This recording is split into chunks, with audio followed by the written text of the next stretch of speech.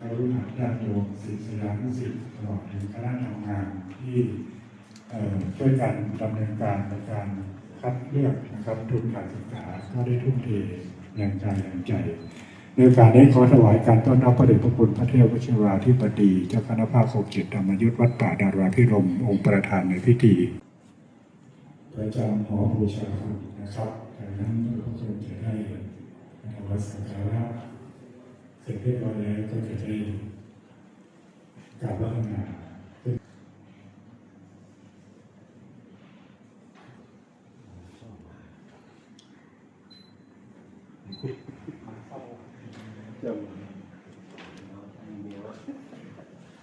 คมพุทธศักราช 2477 ที่อำเภอเกาะข่าจังหวัดลำปางประวัติของพระเดชพระคุณหลวงปู่นั้นอุบัติด้วยบุพเพกตปุญญาตาเกิดในตระกูลขหบดีมีฐานะได้เรียนการศึกษาที่สูงกว่านมัสการด้วยความเคารพครับ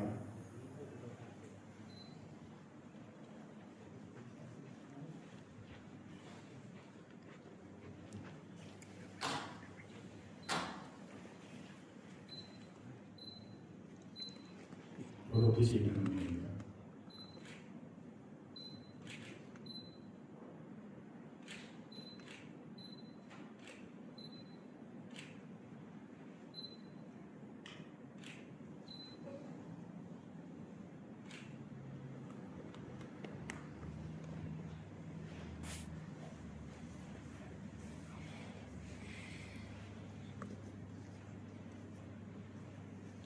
ราชนั้นประเดชพระคุณที่ได้กล่าวในการที่พระประธานเสร็จเรียบร้อยแล้วน่าจะได้จุดเครื่องทองน้อยสักการะรูปเหมือนของพระบรมเชื้อคุณหลวงปู่ฤาษีสิงห์โตเป็นลำดับต่อไปครับ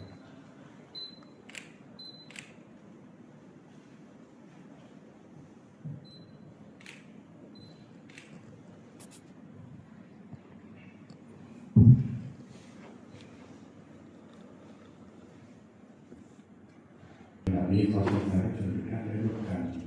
ตั้งใจน้อมใจต่อพระรัตนตรัยเราจะได้กล่าวคำบูชาพระอารัธนาเป็นศีลนับศีลและฟังพระสงฆ์สวดบท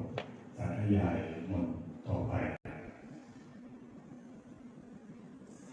ยะถามณิโชติราโสยะถาโยวิวัจจันตุสัพพะโรโควินาศตุมาเตภวัตวันตรายโยสุขิติกายุโกภาวะสัพพิติโยวิวัจจันตุสัพพะโรโควินาศตุมาเตภวัตวันตรายโยสุขิติกายุโกภาวะสัพพิติโย